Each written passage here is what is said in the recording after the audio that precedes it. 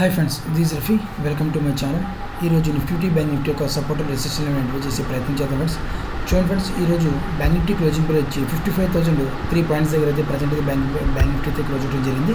So bank Nifty కానీ ఇండెక్స్లో special bank నిఫ్టీలో కానీ నిఫ్టీలో కానీ నేను ఒక వ్యూ చెప్పడం జరిగింది. నా వ్యూ డౌన్ సైడ్ కానీ కూడా చెప్పడం జరిగింది మీకు. సో అదేవిధంగా నిన్న బ్యాంక్ నిఫ్టీలో సపోర్ట్ అండ్ రెసిస్టెన్స్ లెవెల్ కూడా చెప్పాను. ఇంటర్డే బేసిక్లో సపోర్ట్ లెవెల్ చెప్పాను, అదేవిధంగా ఈ సపోర్ట్ లెవెల్ చెప్పాను, రెసిస్టెన్స్ లెవెల్ కూడా నేను చెప్పడం జరిగింది. సో ఎప్పుడైతే మన సపోర్ట్ లెవెల్ బ్రేక్ అవుతుందో అది రెసిస్టెంట్గా మారుతుందని కూడా చెప్పింది. మన సపోర్ట్ లెవెల్ బ్రేక్ అయింది, ఆ లెవెల్ దగ్గర నుంచి కొద్దిగా ఫాల్ వచ్చింది. తర్వాత మళ్ళీ యాజ్ ఇట్ ఈస్గా మన సపోర్ట్ లెవెల్ మళ్ళీ ఈ సపోర్ట్ లెవెల్ బ్రేక్ అయ్యి మళ్ళీ ఈ లెవెల్ దగ్గర నుంచి సపోర్ట్ తీసుకుని మార్కెట్ ప్రజెంట్ అయితే హోల్డ్ అవడం జరిగింది. సో అగైన్ మళ్ళీ మార్కెట్ కొద్దిగా మళ్ళీ మన లెవెల్ దగ్గరికి వెళ్ళే పాసిబిలిటీ ఉంది. ఎప్పుడంటే ఈ లెవెల్ బ్రేక్ అవ్వాలి, నాకు ఈ లెవెల్ బ్రేక్ అవ్వాల్సి వస్తుంది. సో 55,000 ఆ లెవెల్ కూడా చెప్పేస్తాను. మనకి ఇంటర్వ్యూస్లో మనం చూసుకుంటే 55,300 లెవెల్ బ్రేక్ అవ్వాలి. ఒకవేళ 55,300 లెవెల్ బ్రేక్ అయితే మాత్రం డైరెక్ట్గా నా టార్గెట్ మాత్రం 55,500 దగ్గర పెట్టుకోవడం జరుగుతుంది. ఫ్లాట్గా ఓపెన్ అయితే ఓకేనా. అదేవిధంగా గ్యాప్ అప్ ఓపెన్ అయితే మాత్రం డెఫినెట్ కాల్ ఆప్షన్ బై చేస్తాను. ఎందుకంటే మన సపోర్ట్ లెవెల్ పెరిగి చేసి మనకి ఈ గ్యాప్ ఉంది కాబట్టి గ్యాప్ని ఫిల్ చేసుకోవాలి. కాబట్టి call option gap up open అయితే మాత్రం డెఫినెట్ కాల్ ఆప్షన్కి ట్రై చేస్తాను. మన టార్గెట్ మాత్రం ఈ లెవెల్, మన రెసిస్టెన్స్ లెవెల్ దగ్గర కూడా ఈ లెవెల్ దగ్గర పెట్టుకునే అవకాశం ఉంది. మన రెసిస్టెన్స్ లెవెల్ దగ్గర పెట్టుకుని ఈ లెవెల్ దగ్గర పెట్టుకునే అవకాశం మనకి ఉందన్నమాట.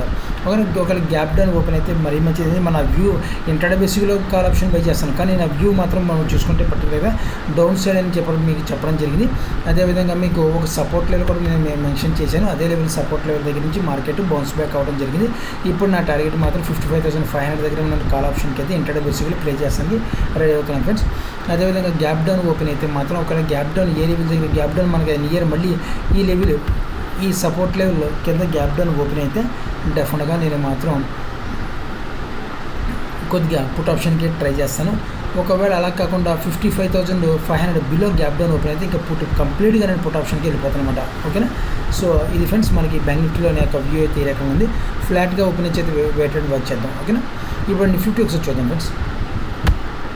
నిఫ్టీ చూడండి ఫ్రెండ్స్, నిఫ్టీ 24,043 పాయింట్స్ దగ్గర అయితే ప్రజెంట్ నిఫ్టీ క్లోజ్ అవడం జరిగింది.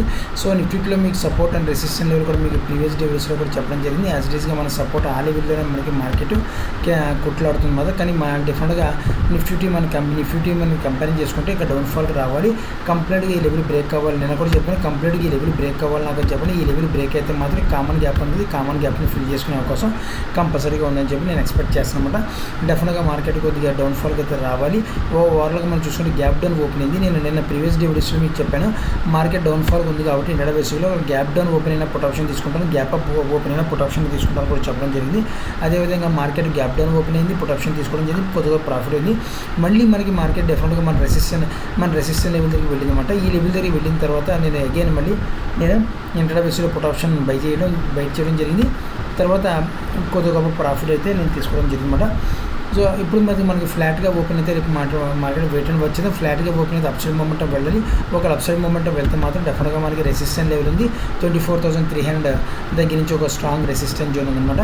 ఆ లెవెల్ దగ్గరికి అక్కడి నుంచి కొద్దిగా సెల్లింగ్ ప్రెజర్ వచ్చే కోసం ఉంది. ఫ్లాట్గా ఓపెన్ అప్సైడ్ మూమెంటం అయితే ఒకవేళ ఫ్లాట్గా ఓపెన్ అయ్యి డౌన్కి వస్తే మరీ మంచిది. డౌన్కి అయితే మాత్రం ఈ లెవెల్ దగ్గర నుంచి నా టార్గెట్ అయితే ఈ లెవెల్ అయితే పెట్టుకుంటాను. 1 or 2 డేస్లో నాకు టార్గెట్ అయితే హిట్ అయ్యే అవకాశం పాసిబిలిటీ ఉందన్నమాట. ఫ్లాట్గా ఓపెన్ అయితే మాత్రం వెయిట్ అండ్ వచ్చేద్దాం. గ్యాప్ అప్ ఓపెన్ అయినా సరే నేను డెఫినెట్గా గ్యాప్ అప్ అయితే కొద్దిగా మనకి ఒక రెసిస్టెంట్ లెవెల్కి వెళ్ళాల్సిన అవసరం ఉంది కాబట్టి సో అక్కడ కొద్దిగా ఇంటర్డే బేసిక్లో కాల్ ఆప్షన్ బై చేసుకున్నా. కానీ ఓవరాల్గా 24,400 నుంచి 24,500 వరకు స్ట్రాంగ్ రెసిస్టెన్స్ జోన్ ఉంది కాబట్టి అంటే 24,300 ఉంది. కానీ ఒక 300, 400, 500 మనం కంపేరింగ్ చేసుకుంటే మాత్రం కొద్దిగా పైకి వెళ్ళే కొద్దిగా స్ట్రాంగ్ రెసిస్టెన్స్ జోన్ ఏర్పడింది. 24,300 దగ్గర నార్మల్ రెసిస్టెన్స్ జోన్ ఉంది, 24,400 దగ్గర కొద్దిగా మీడియం రెసిస్టెన్స్ జోన్ ఉంది. ఒక స్ట్రాంగ్ రెసిస్టెన్స్ జోన్ చూసుకుంటే 24,500 దగ్గర మన స్ట్రాంగ్ రెసిస్టెన్స్ జోన్ అయితే ఉందన్నమాట. ఓకేనా. సో ఇది ఫ్రెండ్స్ మనకి నిఫ్టీ బ్యాంక్ నిఫ్టీ యొక్క నా వ్యూ అయితే ఉంది. మీరు కూడా ఆప్షన్ ట్రేడ్ చేసే జాగ్రత్త ట్రేడర్స్ని ఆశిస్తున్నాను. నా వీడియో వాచ్ చేసిన thank you friends, thank you very much.